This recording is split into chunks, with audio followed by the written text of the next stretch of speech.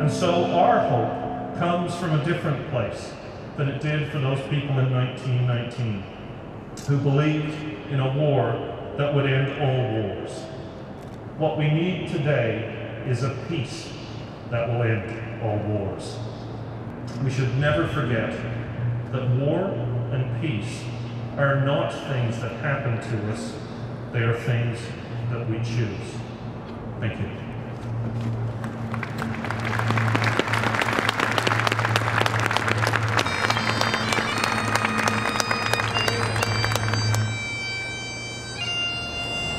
The Canadian Corps of Commissionaires.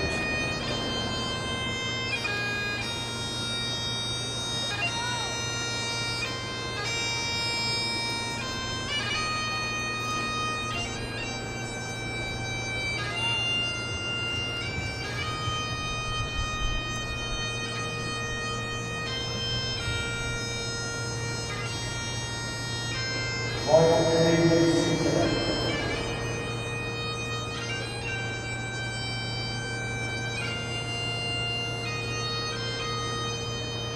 Veterans against nuclear war.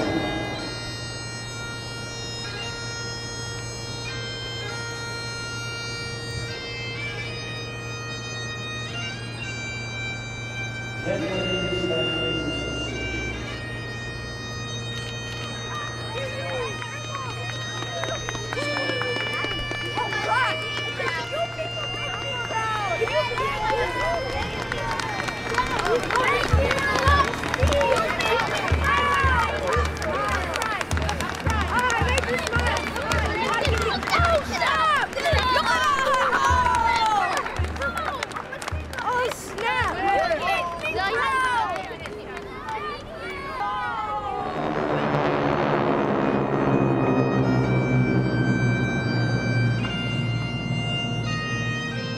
Another war would not be like that.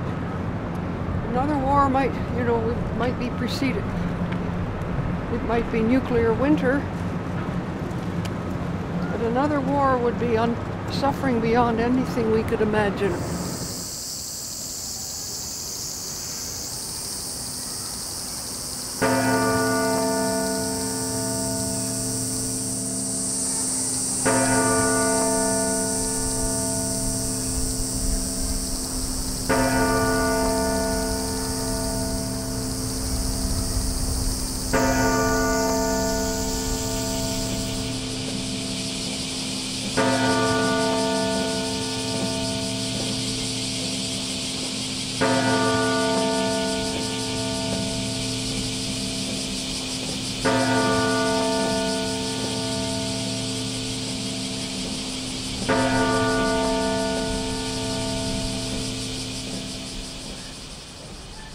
こちらの方向の、総合ビルディングの向こう側50メーターぐらい向こう側の上空600メートルあたりで原子爆弾が爆発しました。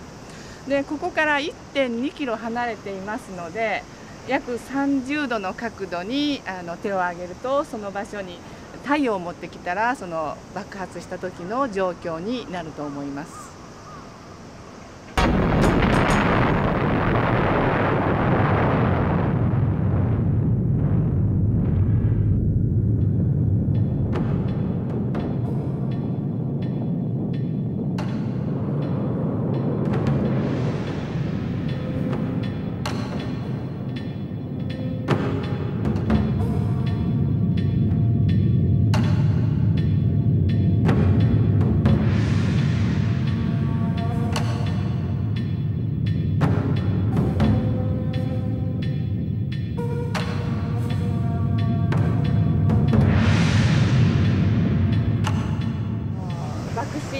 近くもう少し、西側に広がる一帯を平和公園って言います。平和公園は、3つか4つの町が1つの平和公園の中に入るぐらいの広さですね。ほとんどの方が全滅。1人ビルの地下にいた人が助かっていますけど、町の人たちはほとんどの方が亡くなられました。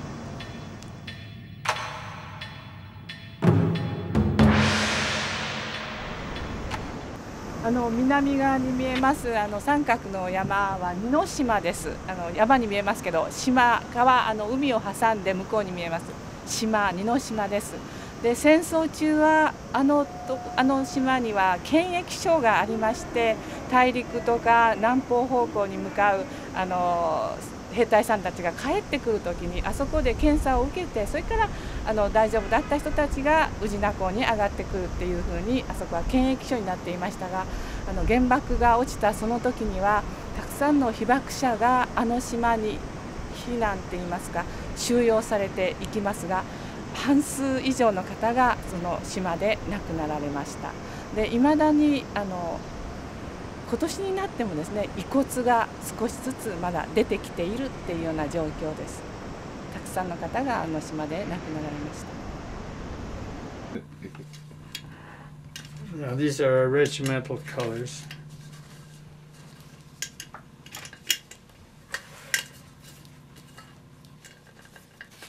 Wow, how come it's so tight? No, it's... Get the loosen this.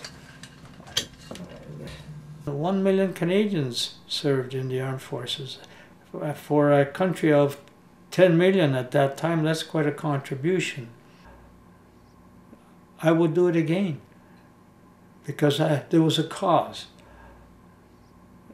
There was a reason, a just reason that we just could not allow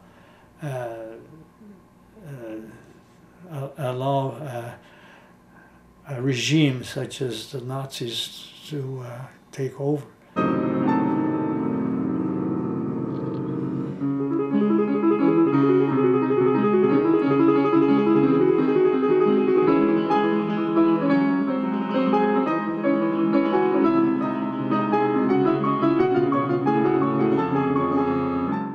I wanted to fight Hitler. It was that simple. Hitler had by that become evil incarnate to me, and I felt that if the Nazis won, we would have been in a terrible shape. You know, at that time, remember, we did not know about the concentration camps, the real truth. We knew that people, my uncle had been interned, it's another story. We knew about the concentration camps, but we thought they were tortured there. But nobody had the least inkling of what really went on. On August the 6th, I was certainly in Halifax, and we knew instantly that these bombs had been dropped over Hiroshima and Nagasaki.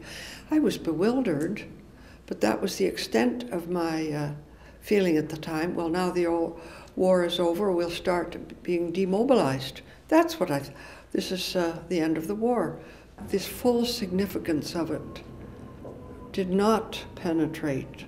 It was only later, I would even say much later, that I realized the full significance. The atomic bomb, that created a very interesting situation. We were at sea, very close to our destination of Okinawa, when the announcement came about the atomic bomb. The reaction was not one of joy. It was one of puzzlement. You know, when we heard that a single bomb had wiped out a city and killed 100,000 people or more, it was, I think we all felt that we were in the presence of a new phenomenon which we couldn't understand.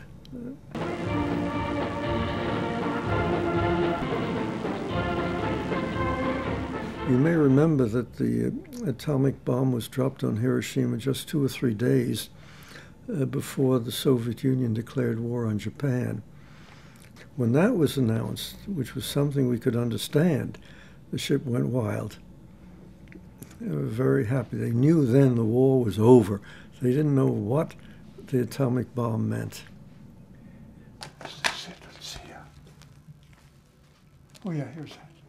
When the Americans dropped atomic bombs first on Hiroshima and then Nagasaki. I was in Holland when I heard that. I was horrified because all the people that they killed were civilians in both Hiroshima and Nagasaki. And I've wondered about that, whether I just can't accept that. It was in the newspapers. I've heard Atombom, I remember, B-O-O-M, spelled in Dutch. Yeah, Atombom. And I don't know any Dutch, but I could get it from the news on the front page. I could figure out enough what had happened, and that an atom bomb had been dropped on Hiroshima, and then a few days later on the other. I'm convinced that the use of atomic weapons there was to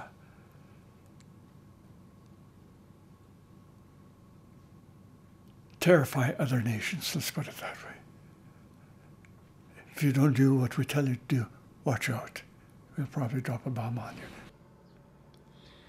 I was in the Air Force for 5.5 years. And when I heard about the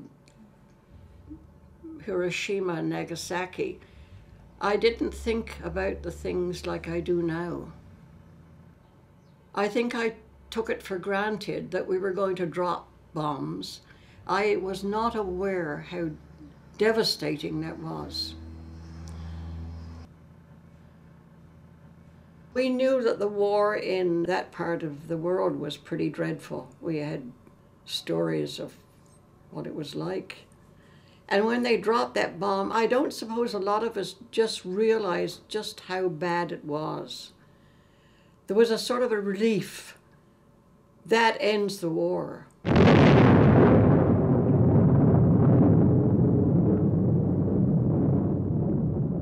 It wasn't till afterwards that it sunk in what it did to people. We didn't get a lot of detail right away. We said, oh, a new kind of a bomb, you know. We weren't really told just exactly how powerful it was, and the damage that it had done and the people who had died as a result. I remember seeing photos and paintings of people soaking themselves in the river there in Hiroshima after the bomb exploded, trying to cool their burns, and they were all suffering from radiation burns, and it was evident that it was pretty horrible, the whole thing. It wasn't till later that we realized what happened, that people were evaporated, the slow radiation, the painful death, that people rushed into the river, which of course by then was poisoned and died there. The long, lingering, painful deaths. It's only later that I realized that. Before it came out, we saw those pictures. The Americans didn't hesitate to publish that. They didn't publish all the gory details. They didn't publish anything about the cancer that was being caused, and about the ghastly. So you know, in those days, the guys who died were lucky. They wanted outskirts. They were terribly maimed, and they're still at it. They're still after effects. There's still cancer, widespread cancer in Hiroshima and in Nagasaki, and. Whereas I do believe that I was correct in volunteering for fighting Hitler, I also believe that that had to be the last one, and that we must get rid of atomic weapons, among other things. But there are lots of problems facing the new upcoming generation that, if they're not solved, the prospects are grim. But unless we get rid of the atomic weapons first, none of this will even be an issue. Vanw ran an ad on submarines, nuclear submarines. Canada was proposing to get into these, or there was political talk of it. And they were running a campaign against it. And the ad appeared in the Globe and Mail, and there was a little tear-off coupon. And so I sent them some money to help pay for it, because that's what they wanted. And it had a little place on it, name and rank. And I wrote in. I was too young to serve in World War II, but my father was a captain in Royal Canadian Artillery in World War I. Does that count? And I got back a short note that said, "Done, you're a member."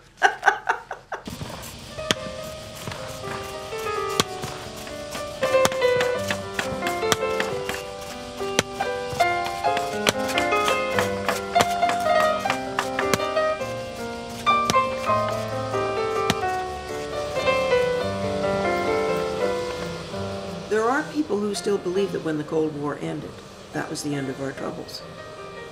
And who would be shocked to know that nuclear alert still carries on, air trigger alert, 2,000 missiles on either side, Russia and the United States, in the name of reason. Why? Well, it has nothing to do with reason. It has to do with the momentum of the search for absolute power.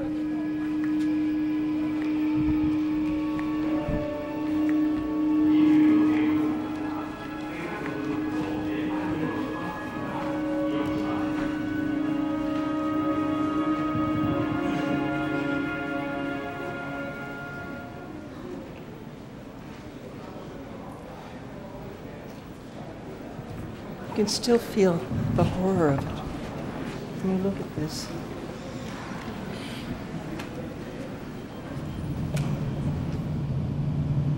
If I imagine I were anywhere on the outskirts and not burnt to a crisp, looking up and seeing that, the horror, wondering how could that be?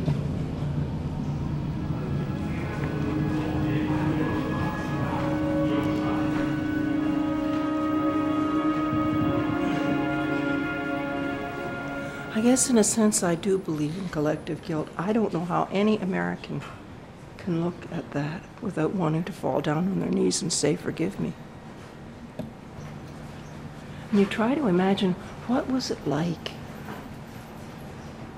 to have this happen and you had no idea why? This is the place where you feel the pain, the utter cruelty, the unbelievable barbarity of the dropping of this bomb. How could anyone want to conduct this experiment? Because that's what they, in fact, were doing. It was an experiment, and the Japanese were guinea pigs. And that wasn't just for the day, for those who lived. That went on and on. And I gather that each year, Hibakusha find it very painful as August the 6th or August the 9th approaches, when they remember, and that the memory hurts even more and disturbs even more profoundly as the years go by. I think that's part of the reason why they're pleading, before we die, get rid of nuclear weapons. Because they're tormented. How can it be that the world hasn't understood?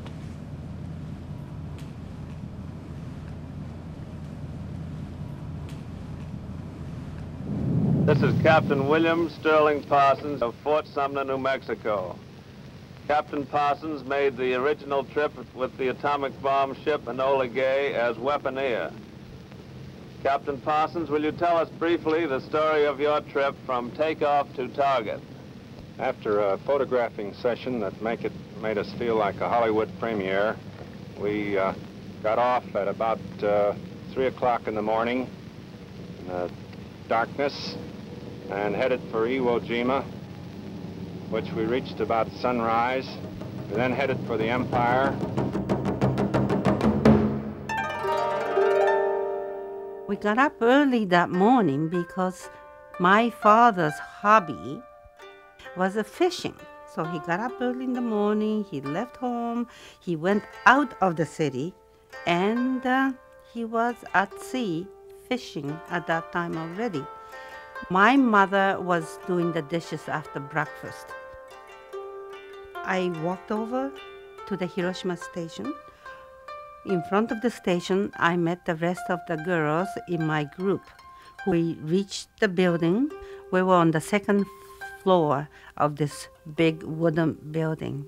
The bomb was finally released exactly at the designated hour, and the explosion occurred as planned.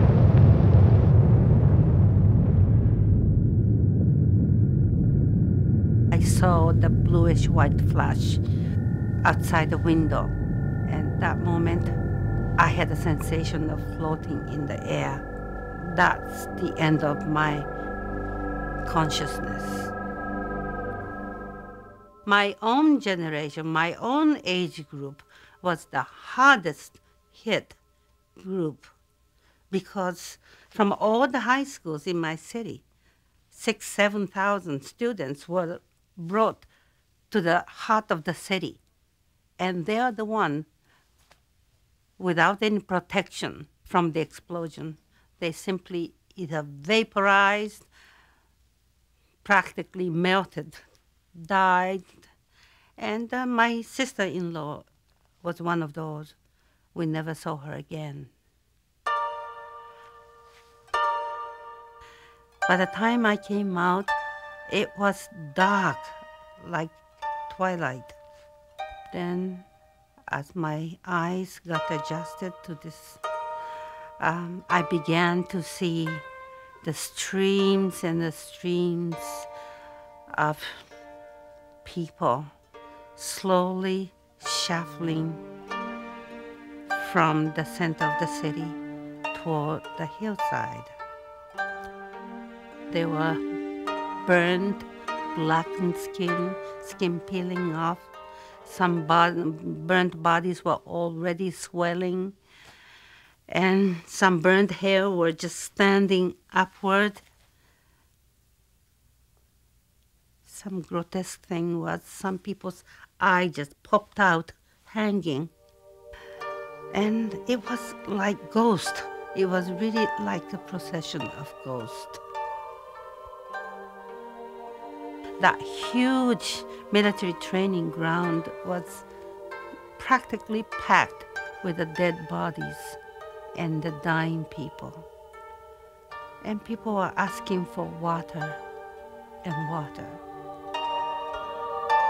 And at night, we sat on the hill and looked down the entire city. There was one huge ball of fire just sweeping the whole city. But we just sat there in a stunned way.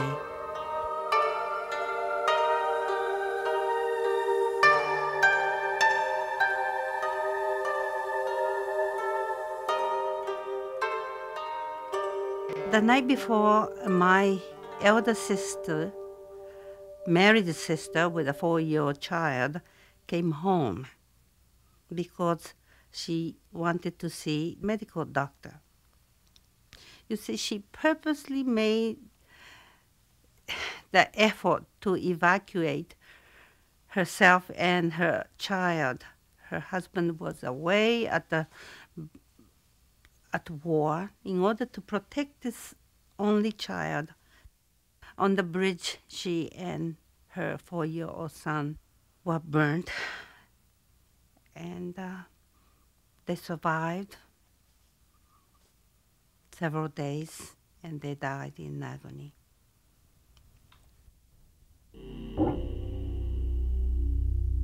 I was inside the building. Maybe I was protected from radiation.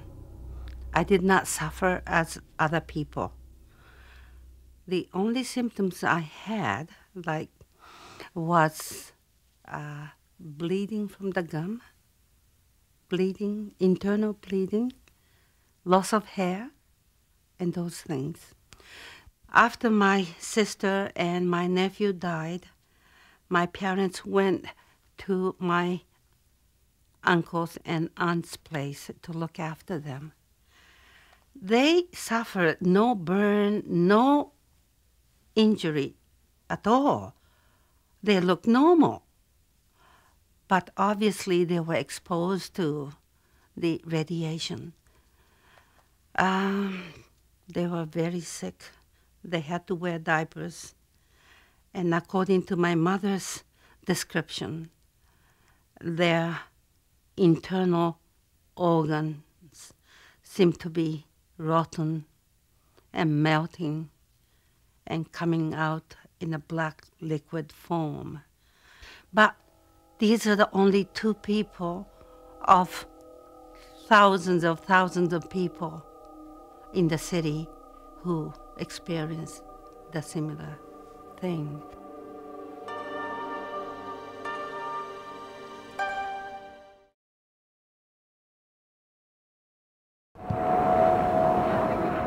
My view of the future is that there will be an atomic war within 8 to 10 years or sooner, which will devastate the human race. And there may be a small portion of people left. America's become the new empire, and the American leaders that we have at the present time are convinced that they're going to be supreme leaders of the world, and they're going to do it by having power over everybody else with nuclear weapons, and they're going to try to see what we see in the movies. We don't have to have wars in space. There'll be space wars with things going back and forth, ballistic missiles going back and forth, and killing off the other invaders, other groups, and that could lead to wars which will kill 500 million people at one time. One of the things that we have to realize about modern warfare is that whereas at the beginning of the 20th century, the ratio of civilians killed vis-a-vis soldiers was 9 to 1, 9 soldiers to every civilian killed. Now, that's reversed. It's about 9 to 1 the other way around. So the modern warfare is so indiscriminate that there are 9 civilians killed for every soldier killed. It's safer to be a soldier in a war zone than it is to be a civilian. I can't understand the human race being the most intelligent, at least that's what we say, the most intelligent creation on Earth, creating something that would destroy the whole civilization. That is why I belong to Vanw and try to do what I can to see that that does not happen. The United States is modernizing its nuclear arsenal, making it more efficient, smaller, and they're spending trillions of dollars. They are by no means getting rid of anything. If anything, they're expanding.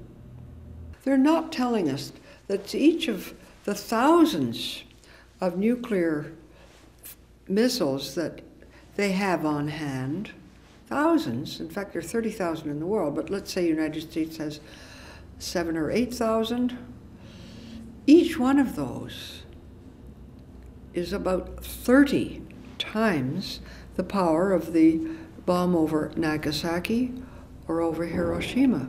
Now each one of those destroyed a city, and they have 8,000, 30 times as powerful. They have no intention of giving those up. During the Cold War, when became aware that here we had two superpowers with this tremendous possibility of destroying each other, they got very concerned. And today, they have the finger on the button that they can press. It's there. They can press it, and it's just frightening. Look at those movies where somebody does something by mistake and war starts. Well, you know, I was in the Army. I know how people can do dumb things. and certainly there could have been a war by mistake, I think. And things escalate. They start out, and then because nobody's willing to back down, it goes higher and higher. And I mean, look at with JFK and the Cuban crisis. I mean, there could have been a war then, couldn't there? And atomic weapons. I mean, as I understand it, the military have them in the list of things that they will use. It seems to be clear, and the mayor's committee has pointed this out, that it's the cities that have the most population and a great deal of political influence now. And therefore, to have the cities take a position of a nuclear-free zone, that's all to the good.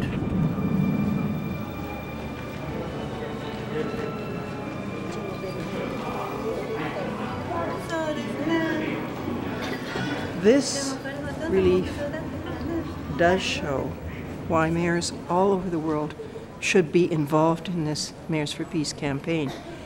Because if you look carefully, how would a mayor, supposing he wasn't incinerated with the dropping of the bomb, what resources could he possibly have that would deal with the consequences? And with today's missiles, the devastation would be far more extensive than this, and there would be no way whatsoever of coping. The radiation would expose to death people in vast stretches of land, extending way out, so that help couldn't come from the neighboring county. The more citizens and mayors take it up and run with it, the more it will tell the governments of states, this issue matters to ordinary people. We have to do something. And the possibility in combining the energy from Mayors for Peace campaign with the new possibilities of energy from the nuclear weapon-free zones. I didn't know that 80% of the southern hemisphere is covered by nuclear weapon-free zone treaties. A mayor has this responsibility to deal with emergencies, so you can't discharge your responsibility as a mayor. And that's why all mayors have a vested interest in this very sensible campaign, which quite reasonably says let's spend the time from here to 2010 in developing the legal instruments and the timetable and the processes by which we'll get rid of nuclear weapons, and the next 10 years in doing that. And it is all doable. I brought a signed declaration from my mayor to Hiroshima to give to the mayor of Hiroshima. In the organization, the Mayors for Peace, we have a shorter span. We have a goal of abolishing nuclear weapons by the year 2020. And we have cemented that idea into an action plan we call the 2020 vision. This problem of nuclear weapons is a gigantic one which we cannot solve in a day. It will take time. Even in our plan of 2020 vision, it takes 15 more years. And actually, the only complaint that I received from Hibakusha, the survivors of the atomic bombs, is that, can't you make it sooner? 15 years is a long time, but that's not soon enough for the Hibakusha. Some of you, just in this room, and together with you many more, have been voicing your opinion and telling the truth to the world that nuclear weapons are the absolute evil and why we have to get rid of them. How a handful of men in the world manage to cling onto the relic of the Cold War, relic of the past, relic of the Middle Ages, nuclear weapons, and hang on to their power. The overwhelming majority of the people in the world want nuclear weapons be eliminated. And it is the majority will of the world which should determine the fate of the earth.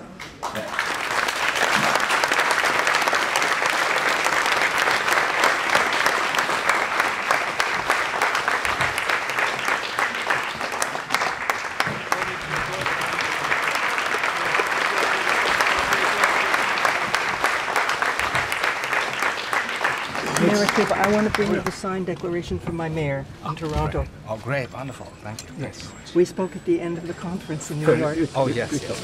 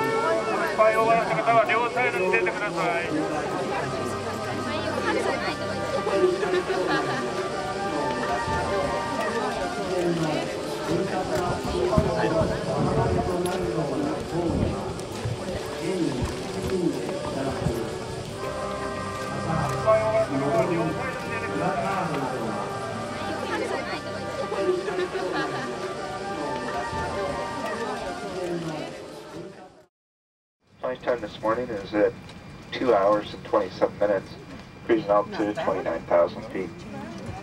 The weather, St. John's for arrival this morning. Winds are in the south at 20 gusts per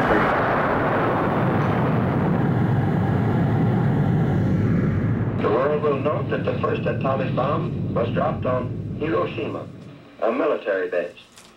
We won the race of discovery against the Germans.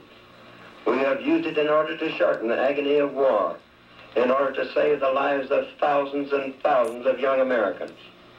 We shall continue to use it until we completely destroy Japan's power to make war.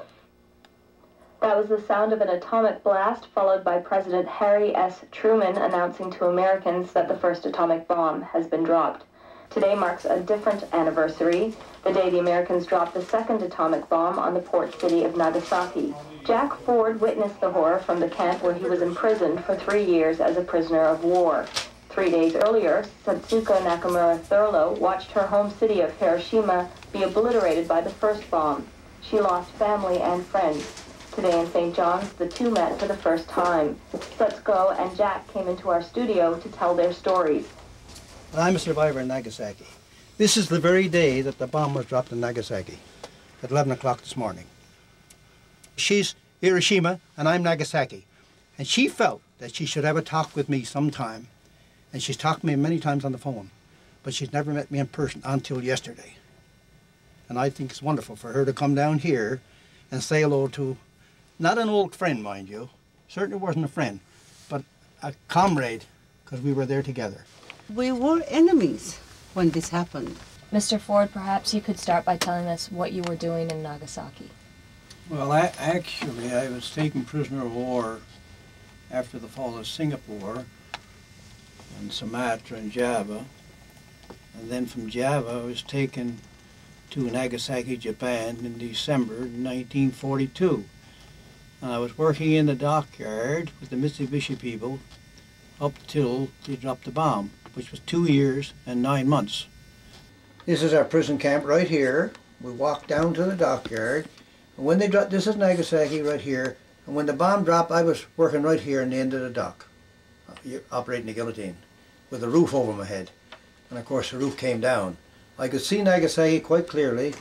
There were a group of prisoners of war in our camp, perhaps when the war ended, about 600 to 800 people. And it was just another day in our life. We had been hoping and praying for the war to come to an end because we'd been prisoners of war for nearly 3 years and 7 months. And that's a long time out of a young man's life. The best years of our lives, actually, 22, 23, 24, 25. When we got back to camp that night, this end of the building was blown completely out from the blast. That was completely on the ground. So from the blast over here, we were in between. The end was gone entirely. At 11 o'clock or 2 minutes after 11, I was about to go for a bucket of tea, and suddenly I looked towards Nagasaki, and I felt the intense heat and the blast, and I watched the mushroom. And of course the first thought came to me, as all other people that were there, this must be the end of the world. There's no air raid warning sounded, there wasn't a thing. All of a sudden the city of Nagasaki was devastated, and we were told a few days after that as many as 70,000 people were killed instantly. Have the memories stayed as vibrant with you, as strong? Almost within a few weeks, the United States sent the teams of the specialists to start studying the effect of the radiation on human bodies.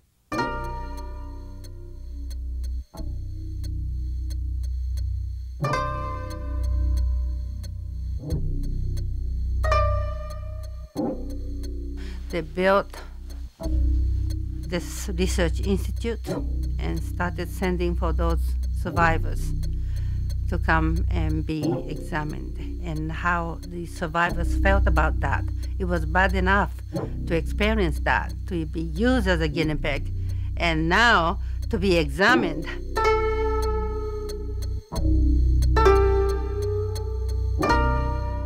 The citizens and survivors' reaction, immediate reaction after that experience was that we were used as a guinea pig.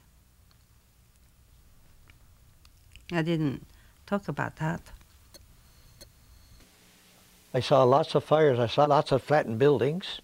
I saw a terrible smell of human flesh. The stench was nearly unbearable. And this is coming from the bodies that had been burned in Nagasaki. That alone would turn one of ever thinking that this could ever happen again in a civilized world. Well, 2 days later, my father and I and another sister who came to join us wandered around the city trying to find my sister-in-law who never came back. We have to step over the dead bodies, or we have to turn the faces of those dead bodies to identify my sister-in-law. And also we went back where our house had stood, trying to find something, but we really couldn't find anything. We did see the pile of teacups and rice bowls and all these things piled up together and melted together. Perhaps we should have saved them, but we didn't. But there is one thing I still cherish. That is Western style ornamental clock. It was burnt, but it came out. That's the only thing I have. We found out from the rubble. So to me, that little piece of burnt clock, it's something which connects me with the past. So for that reason, it's very important. I treasure it. We went to work for a week after they dropped the bomb. And all we could see was people making little carpenters to make little caskets for the people that were killed. There were literally dozens of people coming from Nagasaki, because they had a ferry running from where we were to Nagasaki, and they were bringing over patients to go in the hospital. We had a little hospital on the island, and I'd see them going back and forth on this stretcher, and they'd be burned just like a piece of raw beef, and screeching. And there was a lot of that went on. We saw a lot of that. A nuclear war, we'd all be, well, it would be just an end of our civilization. They bring out what it would be like. It would be a nuclear winter.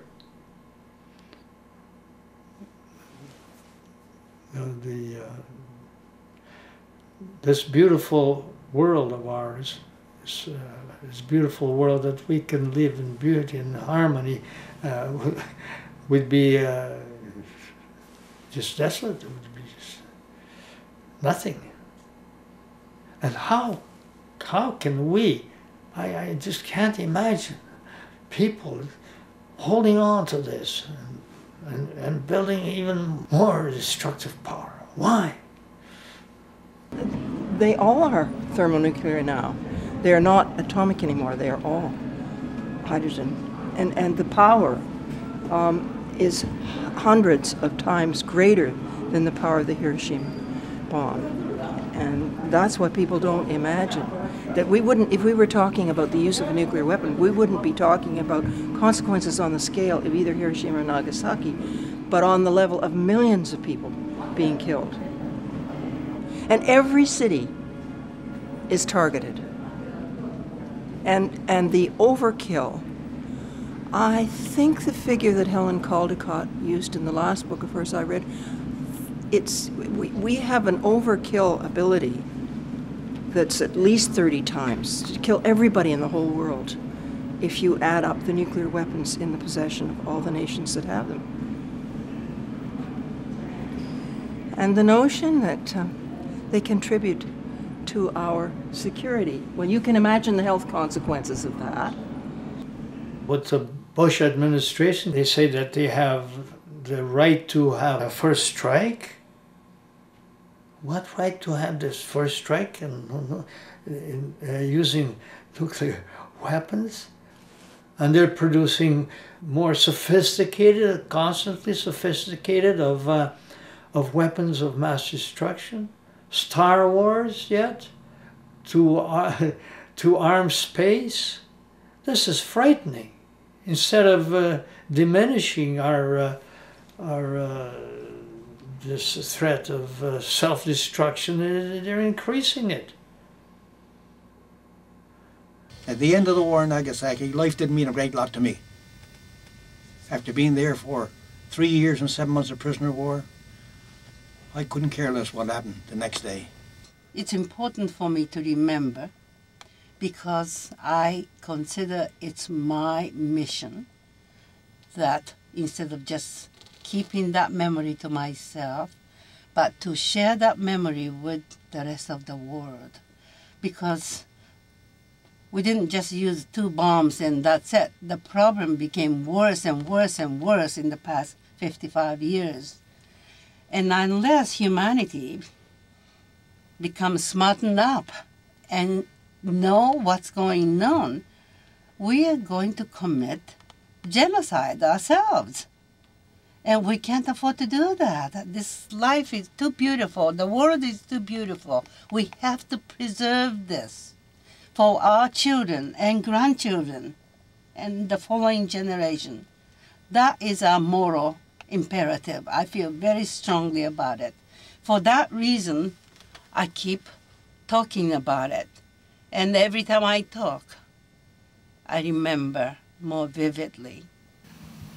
This means Hiroshima Jogakuin.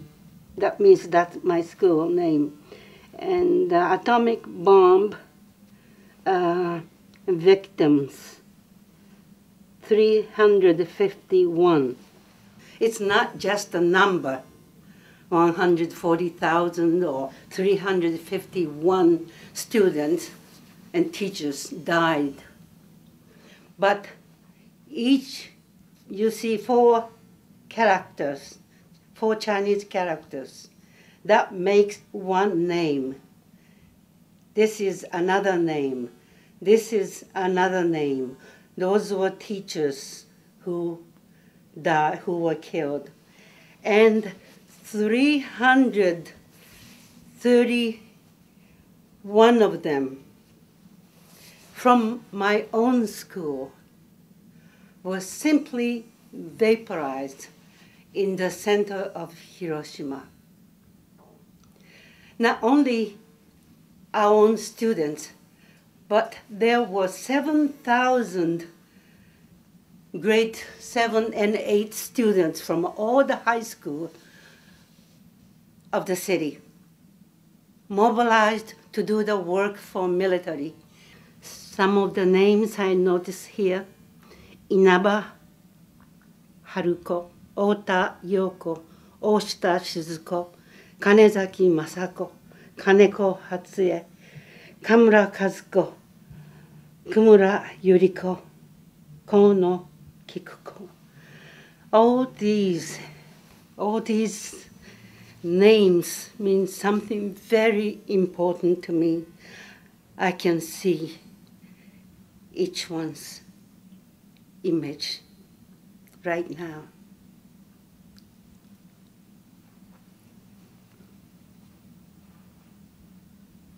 When I see this,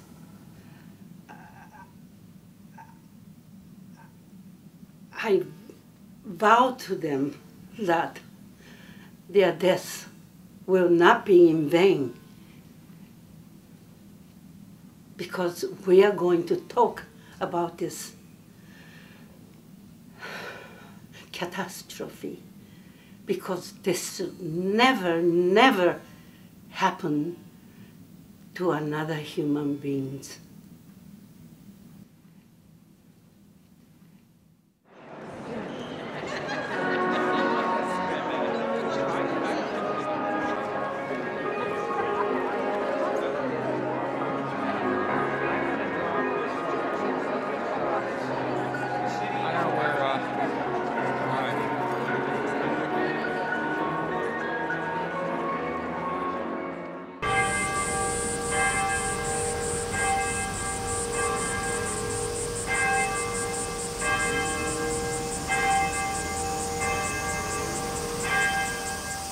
Actually, I'm trying to write a novel right now called Gently to Nagasaki, and I'm still trying to get at it. I know where I want to get to in that book, but I'll talk about that in a minute. What is the official word on the subject of the atom bomb? Do we know? Was it wrong? Was it right? If it was right, would it be right again? I mean, people still say it was a good thing because it stopped the war. If it was a good thing once, would it be a good thing again? And what happens to a Christian world in which it is not even known that it is Christians who were killed by a Christian bomb? For me, the message of Nagasaki is that when you wage war, you end up killing your own. Father Zabelka was a Catholic chaplain who was on Tinian Island in 1945 when the bombs were taking off to fly to Hiroshima and Nagasaki. And he blessed the operation. And that bomb that headed for Nagasaki, it was such an incredible journey.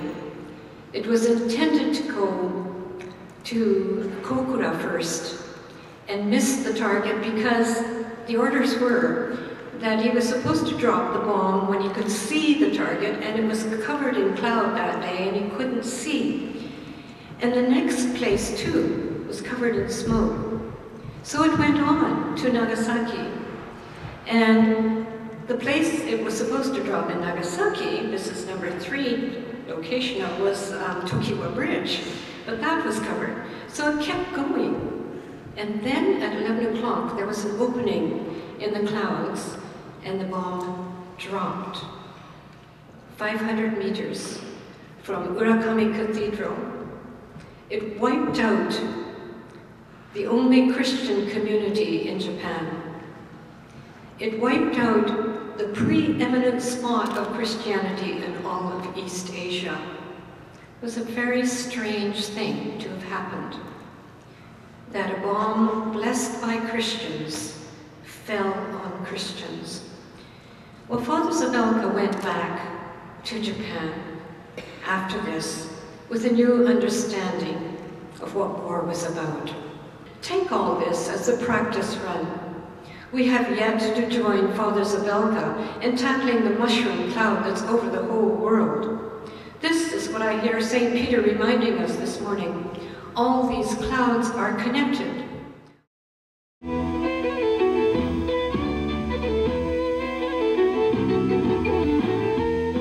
All across Newfoundland and Labrador, this is On the Go for Thursday, August the 10th. Good afternoon, I'm Allison Butler. Coming up on the show today, Disappearing Cities. Today we'll run part 2 of a conversation with Jack Ford and Setsuko Nakamura Thurlow. Yesterday they recalled their memories of the destruction of Hiroshima and Nagasaki by atomic bombs. Today they'll talk about the future and what the world should have learned from that devastation. The atomic bombs that I saw in Nagasaki, I didn't see them on Hiroshima. If there's ever another nuclear war, the world can be destroyed in a very short time. There's no question about that at all. You can destroy the world in a matter of moments by pressing the wrong button. And obviously no one wants to see that, but it can happen. North Korea had a missile, and as far as I'm concerned, there's no place for them. How do we eliminate them? I don't know. But like our friend here said, and I'm very pleased that you came here to visit me. It's a pleasure, and I'll remember it for a long time. But having said that, war is not comfortable in anybody's books. If we saw some of the weapons they got today, which is 10 times as powerful as the Fat Man in Nagasaki and the Small Man on Hiroshima. Just think what it could do with the world and people, with the flesh hanging of them, bleeding all over the place. And I saw many of bodies like that.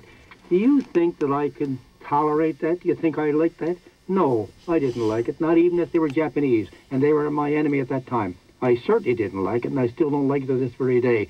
And I certainly hope this be common sense and abolish nuclear arms and atomic weapons.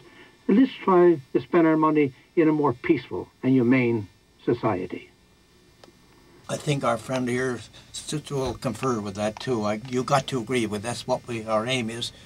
Whether we'll have any success or not, we're not sure. But if we don't talk, we'll never have any success, that's for sure. I want to thank the two of you for coming in today, and I'm sure that the next couple of days, spending time together is going to be quite meaningful and important to both of you. And I want to thank you for taking the time to come in this morning and speak with me. Thank you very much. It's been my pleasure to be with Tuto and also with the CBC here. Jack Ford was a prisoner of war in Nagasaki when the bomb dropped there. Setsuko Nakamura Thurlow was in Hiroshima when that city was devastated by the first atomic bomb.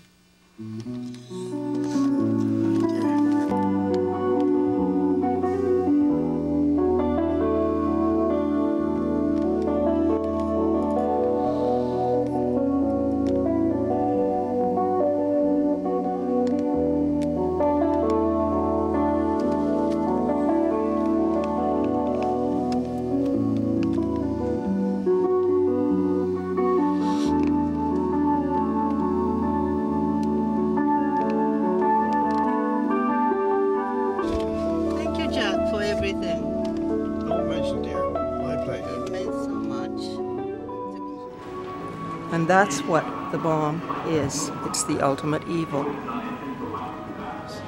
It's the way we could destroy the beauty of creation, all that we've been given. And of course, destroy the human family in the same process and all living creatures. There's absolutely no future in nuclear armament and settling questions by war or armed conflict, whatever. And, that's the basic message. As veterans, well, we still do have a few people, including myself. We visit schools and Remembrance Day and so forth, and we talk about this. It's important that people speak up against nuclear arms. I mean, we can gain so much more by helping people so that they have enough food and housing and the good things in life. War costs an awful lot more than peace does, and yet people are willing to put money into war and not into peace. It just doesn't make economic sense at all. Look at the money that's being spent in Iraq. And if they were helping people out, then, before war, I mean, there's no point in helping them after the war. When they hate you, they're not going to change their mind. And that's why this level of understanding, and the understanding that I heard from a man who had had horrendous suffering out of his wounds, who told us in the conference I attended in Japan last summer, any one of you out there could be a hibakusha like me, as long as we have not got rid of nuclear weapons. The understanding, not only must we never use nuclear weapons again, but we must get rid of them. And to do so, we must get rid of war. Yes, I think countries think that the only way to peace is to defend your country by more and more arms. That's not the answer. You've got to try and understand people. It's not easy at all. Peace is not easy. Firing a gun and dropping a bomb is much easier. I was thinking is that the Canadians of Japanese origin and I called him on the telephone. I said, "Why are you not in New York right now? How dare you not represent Canada? We're supposed to be nuclear free. What are you doing about it?" That's all you can do. He should be there. He's a mayor. He's a mayor of people. And this city is a big city. Do you want to be incinerated in this city? Well, you better start thinking about what happened in Hiroshima and Nagasaki. When you think of it, what is war? Why? Why do we have to keep planning to smash one another to pieces? There's so much to live for. You know, the world is full of all different kinds of people. You look in the streets in Toronto, they're all from all over the world. And you think, gee, you know, I'll never get to Timbuktu, but here's somebody from Timbuktu. Just be tolerant of one another and try to understand the way they think and the way they live. Peace and justice. Peace and justice. On specific terms, the elimination of exploitation, the establishment of a social system that will provide for not merely the welfare, but the well-being and the comfort and the joy of everybody. One of the songs we learned as children, the world is so full of such wonderful things. It should be a joy to all of us. But you look at what's going on in Africa, the AIDS epidemic and the horrible poverty even aside from that, the growth of poverty in Canada too. We are not on a path now which leads to justice. We have to put this country and all other countries on that path. We're not now on a path which leads to peace. We have to get on that path.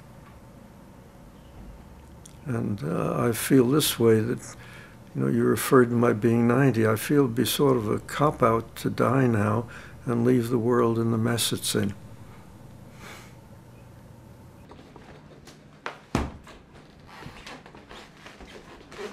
We have to solve our differences in different ways than we have done so for centuries. And we have to make sure that the United Nations be strengthened, and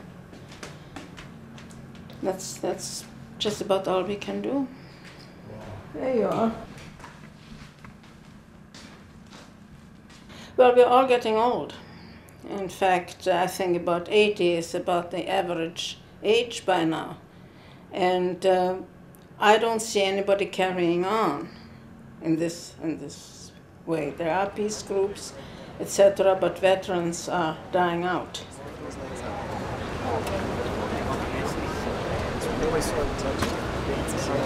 How will she get home? Well, They'll get me home. Somehow it'll be arranged. We'll arrange something. But I do think that we have to keep on going until there's only one veteran left, to keep on talking about it. Maybe the younger generation. You know, I'm very much emboldened. I feel positive about the youth today, although there's all kinds of criticism of youth. But when I see Seattle and all of these gatherings in Quebec City and whatnot, those were young people that demonstrated. That was the internet. That was their means of mobilizing, which is far beyond my education, my means anything else. You know, it's not, you know, a bullhorn and agitating people. It's a different world, and I live in a positive hope. You know that that the lessons of the past will not be for naught and will not be forgotten, and that that younger people will avail themselves of those lessons and fight for a better world.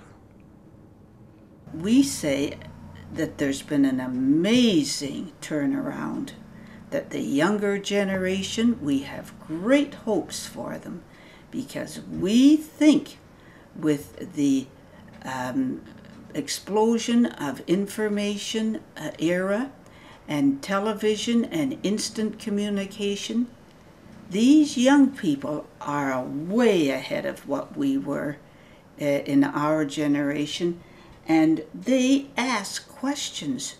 Why do I have to go to war and get killed? They're thinking, and we think there is great hope for the younger generation.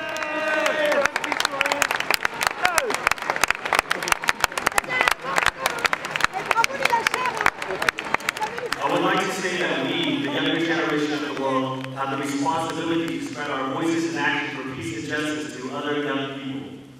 We must do this in a creative and organized fashion so that our movements can become stronger and have a greater, long-lasting impact on the world. We have a long way to go, and that is why we need each other, all of us, to help us stay focused, energized, and determined to change the world into one based on global justice and peace. So like we say on the streets of San Francisco and Oakland, we, the younger generation, need to rise up, rise up, rise up, rise up, my people, rise up, rise up, rise up, rise up, rise up, my people, rise up, rise up, rise up, rise up, rise up, my people, rise up. What do we want? Peace. When do we want it? Now. What do we want? Peace. When do we want it? Now. We are the world's second superpower. We are the other superpower. That is citizen activists. And citizen activists have largely been thriving through the internet and alternative news. And it's as if another world is being constructed that is parallel. Only once in a while do you see its power. They had enough ability to reach people that we stopped the multilateral agreement and investment. We have put a stall on the type of globalization that leaves half the world out.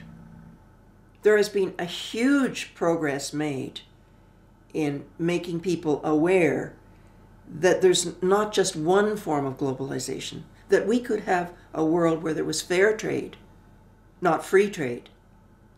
All of this, you didn't get any of this education from your newspaper. You got it because of the second superpower. And I think that Arundhati Roy is right when she says another world is not only possible, but on a good day, you can hear her breathing.